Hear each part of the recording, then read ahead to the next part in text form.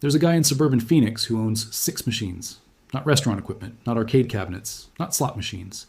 Reverse osmosis, water purification kiosks, bolted to the outside walls of strip malls.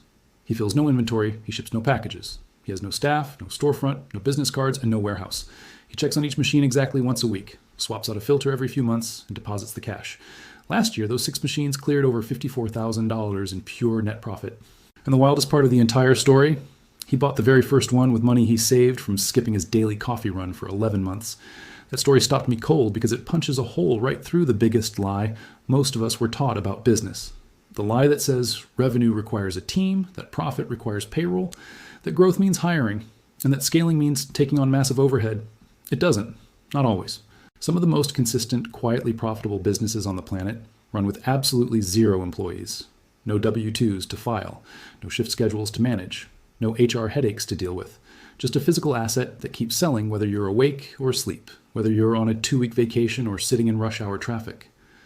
After studying hundreds of these models and reading through real operator stories from communities like Our Sweaty Startup and Our Small Business, I put together 10 businesses that do exactly that.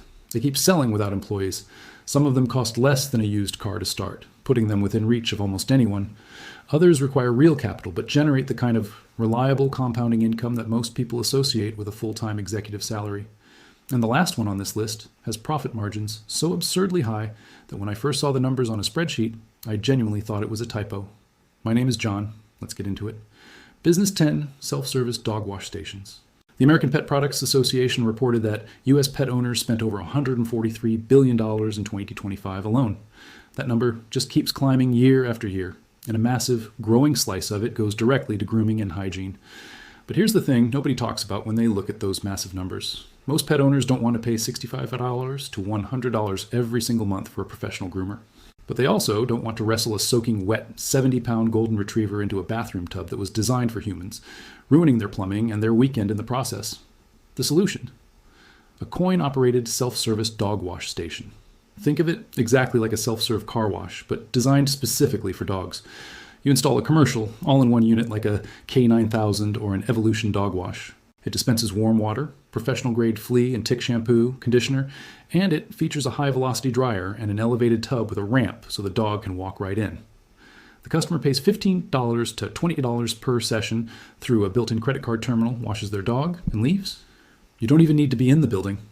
The global self-service pet wash market was valued at $1.5 billion in 2024 and is projected to nearly double to almost $3.5 billion by 2032, according to recent industry research. A single station doing just 35 washes per week at $15 a pop generates roughly $2,200 a month in gross revenue. Your consumable costs, the water, the shampoo, the electricity, run about $3.50 per wash. That is an 80% or higher gross margin. Operators on Our Sweaty Startup report consistent net profits of $1,000 to $2,500 per month per unit after all expenses, including routine maintenance. Startup cost? $12,000 to $35,000 installed, depending on whether you buy a basic model or a fully enclosed franchise unit. Many smart operators place them inside existing 24/7 laundromats, pet supply boutiques, or massive apartment complexes under revenue sharing agreements, completely eliminating base rent from their expenses. Here's the first major pattern you'll notice on this list, and it's one you should write down. Every single one of these businesses replaces human labor with a piece of machinery and a payment terminal. The customer does all the physical work. You simply provide the infrastructure and collect the revenue. Business 9, automated photo booths and 360 booths for events. This one sounds like a weekend party trick until you sit down and actually run the numbers. The photo booth rental market was valued at over $670 million in 2024 and is growing at an incredibly healthy rate of about 12% annually, according to Allied Market Research. Corporate events, weddings, brand activations, holiday parties, and birthdays all want them. And here is exactly what changed the economics of this industry over the last few years. You no longer need an attendant standing next to the booth all night long, telling people where to look and handing out physical prints. Modern setups run entirely on iPads locked into sleek, custom machine shells equipped with professional ring lights, automated software like Snapic or Simple Booth, and dedicated cellular hotspots. You drop off the equipment at the venue at 3 p.m., test the lighting and the internet connection in about 15 minutes, and then you leave. You pick it up the next morning. That's the entire job. No employee needed at the event, and no one standing around for 6 hours eating the client's catering. Operators on our small business report charging $400 to $800 for private parties and $800 to $500 for weddings. Corporate and brand activations go for $2,000 to $5,000 or more, especially if you wrap the booth in the company's branding. Let's do the simple math. If you book just 8 events per month, working only on weekends, at an average of $700 each, that's $5,600 a month in gross revenue. Your ongoing costs are virtually non-existent. The software runs $30 to $100 a month. Liability insurance runs about $500 to $1,000 a year. Net profit margins routinely sit at 75% to 85%. And here's the absolute kicker. The entire setup, the iPad Pro, the stand, the ring light, the heavy-duty carrying case, and the hotspot, costs between $3,500 and $6,000. Many operators report recouping their full initial investment in 3 to 6 months. One operator on our Entrepreneur described buying 3 booths for about $3,000 each. During peak wedding season, he was booking 8 to 12 events per month, generating $8,000 to $15,000 a month. No employees on payroll. Just a highly efficient system of drop-off and pickup that takes a few hours a week. Business? 8. Automated car vacuum and air stations. Everyone talks about owning a car wash. It's the classic passive income dream. But almost nobody talks about owning just the vacuums. And that's exactly why this works so incredibly well. Standalone coin-operated vacuum islands at gas stations, busy parking lots, and convenience stores quietly generate $25,000 to $160,000 a year in net profit, depending on the number of bays, and they require absolutely 0 staff on site. You install high-powered commercial vacuums, a tire inflation station, and a fragrance or cleaning supply vending unit. Customers pull up, insert $2 to $5 in quarters, or tap a credit card, and clean their own car. You collect the cash, empty the filters once a week, and maintain the machines. That's the business model. Net profit margins on these range from 10% to 40%, but here's what nobody tells you about this specific niche. The real money isn't just in the vacuuming. The real money is in the add-ons. Air compressors for tire inflation, automated mat cleaning machines, and small vending units selling pine-scented air fresheners and Armor All Wipes can double or even triple the revenue per bay. Startup costs for a small 4 to 6 bay setup run $40,000 to $150,000. But experienced operators on entrepreneurial forums strongly recommend buying an existing underperforming site, modernizing the payment systems to accept credit and debit cards, and watching the revenue jump immediately. One owner described adding credit card readers to an old coin-only vacuum bay and seeing a massive 40% increase in revenue within 60 days, simply because people don't carry quarters anymore. Here's the lesson that applies to almost every industry. You don't need to own the entire ecosystem. You don't need to own the massive car wash tunnel. You can own the smallest, most overlooked piece of the ecosystem and still print money, because you own the piece that nobody else thinks is glamorous enough to bother with. Business 7. Digital signage ad networks in local businesses. This is one of the most underrated, low-barrier businesses I've ever come across in all my research. The global digital signage market was valued at over $33 billion in 2026 and is projected to exceed $58 billion by 2033, growing at a steady 8% per year. And the entry point for a solo operator to get a piece of that pie is shockingly low. Here's exactly how it works.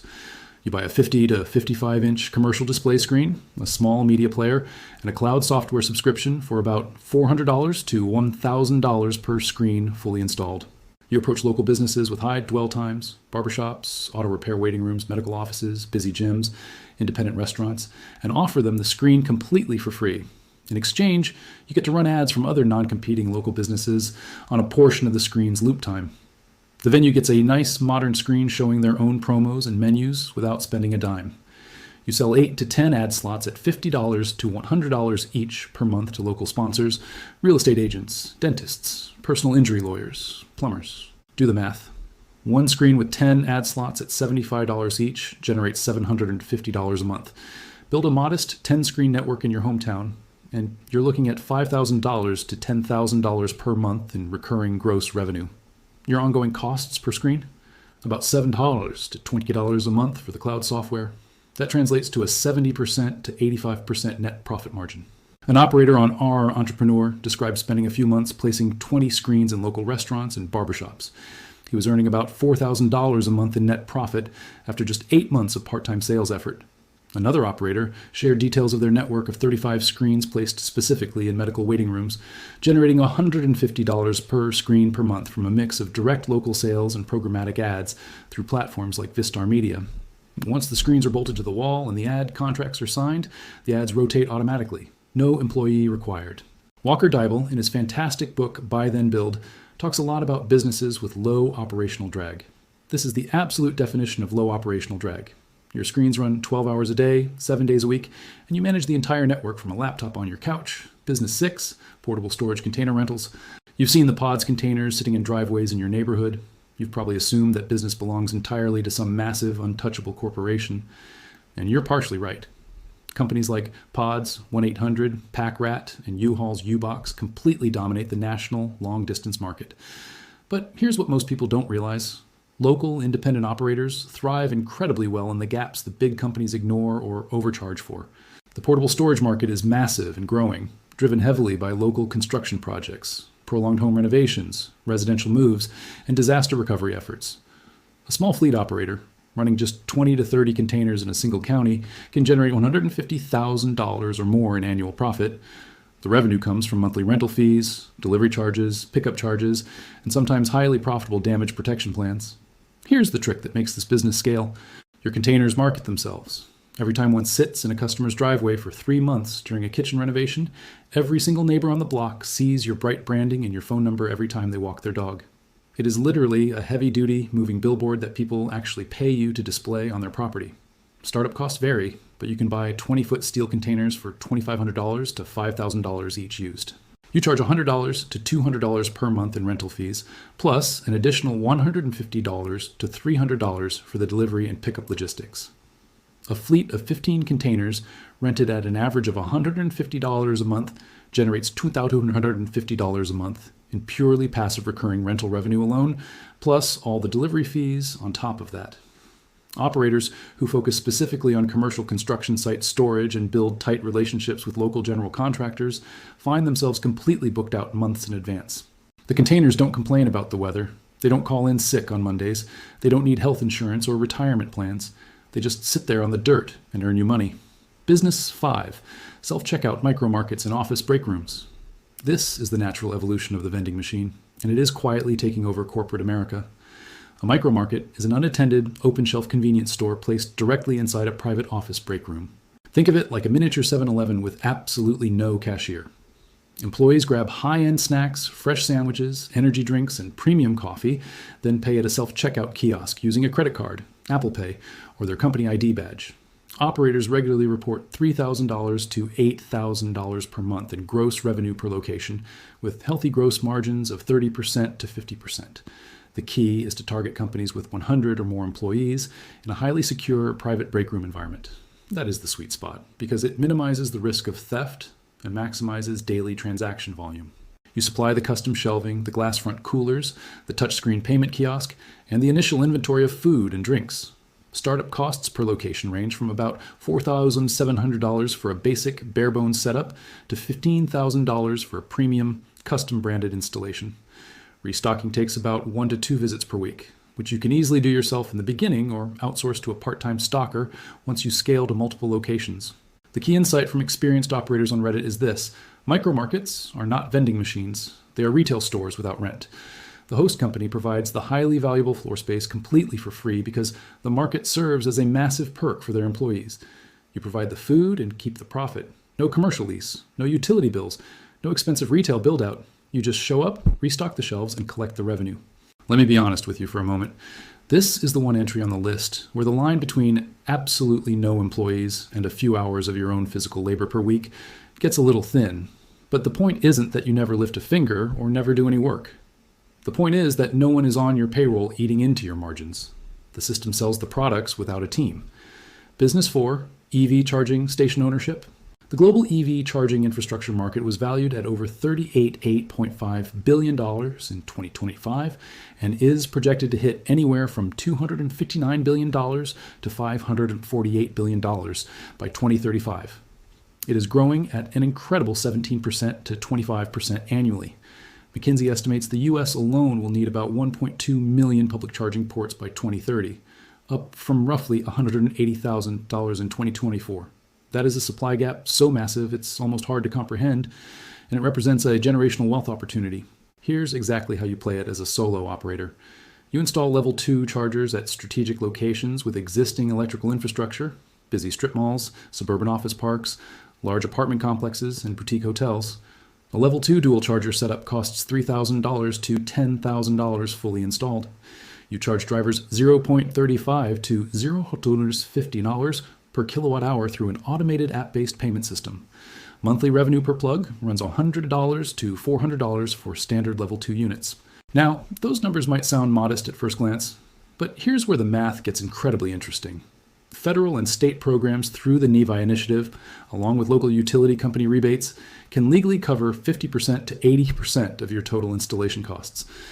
If your effective out-of-pocket cost is only $2,000 per charger, and each charger nets $150 a month in profit, you're looking at a payback period of just over 13 months. After that, it's pure recurring income from a piece of hardware that sits in a parking lot and does nothing but safely route electricity into cars. Experienced operators on Reddit warn about one major trap, though: demand charges. Utilities impose massive surge tariffs when high voltage charging spikes draw extra power from the grid during peak hours. That can entirely wipe out your margins on the much faster, much more expensive DC fast chargers. The smart move for a small, independent operator: stick strictly with level 2 chargers, keep your upfront capital costs extremely low, and treat each charger like a small, reliable asset that compounds over time. Morgan Housel writes in his book, Same as Ever, that the most reliable way to build wealth isn't constantly finding the next big disruptive thing. It's finding the next boring thing that compounds predictably. An EV charger bolted to a concrete wall in a parking garage is exactly that kind of boring, beautiful asset. Business 3, cryptocurrency, and Bitcoin ATMs. This one always surprises people, but the numbers are incredibly real. A Bitcoin ATM is a heavy-duty kiosk placed in a 24-hour convenience store, a busy laundromat, or a high-traffic gas station that allows regular customers to buy or sell cryptocurrency using physical cash or a debit card. You, the operator, earn money through a combination of price spreads, usually a markup of 6% to 10% over the current market rate, and flat transaction fees of $3 to $8 per transaction. Most operators report a consistent net monthly income of $600 to $1,200 per machine in average locations. High-traffic premium spots push that number much higher. A single commercial-grade machine costs $5,000 to $15,000, depending on the model and security features, and site rent paid to the store owner typically runs 25% to 35% of your gross revenue. Here's what almost nobody tells you about this specific business. The regulatory landscape is the real barrier to entry, and that barrier is actually your greatest advantage. You need to register with FinCEN, follow strict KYC and AML compliance protocols, and potentially obtain highly regulated money transmitter licenses, depending on the specific state you operate in. Most people hear those acronyms and walk away immediately, which means the very few operators who actually sit down and do the hard compliance work face remarkably little local competition. But I want to be 100% transparent. This business carries risks that the others on this list simply don't. Regulatory requirements are constantly evolving. Some states are aggressively cracking down. Fraud concerns have drawn intense scrutiny from law enforcement. If you're the type of person who just wants to set something up and completely forget about it, this probably isn't your best fit. But if you're comfortable navigating compliance, filling out paperwork, and you pick your locations carefully, a portfolio of 5 to 10 machines generating $600 to $200 each adds up to $3,000 to $12,000 per month. No employees. Just heavy steel kiosks processing financial transactions around the clock. Business 2, laundry locker networks. Imagine Amazon lockers, but strictly for dirty clothes. That's the entire model. You install smart electronic locker banks in luxury apartment building lobbies, dense office complexes, or massive co-working spaces. Residents simply drop off their dirty laundry in an empty locker, submit a cleaning order through your app, and a courier picks up the clothes, takes them to a partner commercial laundromat or central processing hub, and returns them clean, folded, and shrink-wrapped to the exact same locker 48 hours later. The global online laundry and wash and fold market was valued at $35.4 billion in 2024. And is projected to hit an astounding $221 billion by 2030, growing at a staggering CAGR of over 37%. The smart locker delivery market specifically is growing at about 12% annually. A locker bank with 10 to 20 doors generates $1,500 to $5,000 per month in gross revenue per location. A modest 5-location network can easily pull in $100,000 to $250,000 annually, with net profit margins of 25% to 45% after you pay for the wholesale laundry processing costs and courier logistics. Startup costs for the heavy-duty locker hardware run $3,000 to $10,000 per bank, plus $100 to $500 per month for the white label software platform. A 3 to 5 location deployment costs $15,000 to $45,000 total to get off the ground. Here's the absolute genius of this model. The lockers act as 24/7, completely unstaffed customer acquisition points. There is no expensive retail lease. There's no front desk to staff. There are no storefront hours to maintain. A single central processing hub, which could literally just be a wholesale partnership with an existing local laundromat, can service 20 to 50 locker locations across an entire city. The lockers don't need supervision. The custom app handles all the payments, notifications, and scheduling. You are essentially building a highly efficient logistics network where the localized nodes operate themselves. Operators on our Sweaty startup describe the hardest part of the business as securing the initial property management agreements with apartment complexes. But once you're in for good. The property managers absolutely love it because it's a completely free, high-end amenity they can advertise to their residents. And the residents keep using it week after week, because it solves a universal problem that's as old as laundry itself. Nobody actually likes doing laundry. And now, business one. This is the one I specifically mentioned at the very beginning of the video, the one with profit margins so remarkably high they look like a typo on a financial statement. Water refill and purification vending stations. Here's exactly what makes this business fundamentally different from everything else on this list.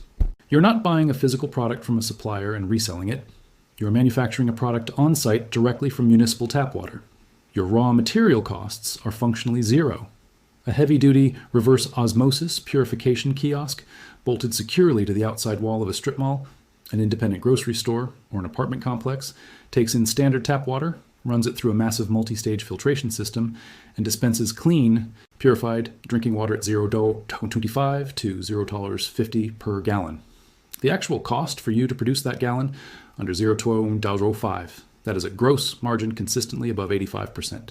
The global water vending market was valued at $3.38 billion in 2026 and is projected to reach $5.5 billion to $6.46 billion by 2033.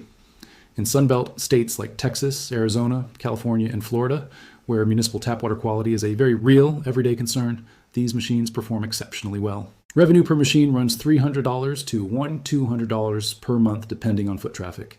In massive apartment complexes and high-density residential areas with poor water quality, operators consistently report $1,500 to $3,000 per month per unit. Net profit margins land safely at 60% to 70% after you account for electricity, the water bill, the site lease paid to the landlord, routine filter replacements, and credit card processing fees. One operator on our Sweaty startup described running 6 machines in a growing Texas suburb. Each one averaged $400 to $800 per month in revenue. His total initial investment was about $30,000. He services the machines exactly once a week. He does filter changes, coin collection, and a quick wipe down of the dispensing area. That's it. Another couple on our Dresser small business shared their detailed experience with 12 machines in Arizona, pulling in $6,000 to $8,000 per month, combined in pure profit, with each machine costing $4,000 to $6,000 to install initially. Let's do the simple math on this one more time. If you own 10 machines at an average net profit of $500 per month each, that's $5,000 a month, $60,000 a year. For machines that run 24 hours a day, 7 days a week, with absolutely no staff, no inventory deliveries to manage, and no customer service complaints, your total investment for those 10 machines, $40,000 to $70,000.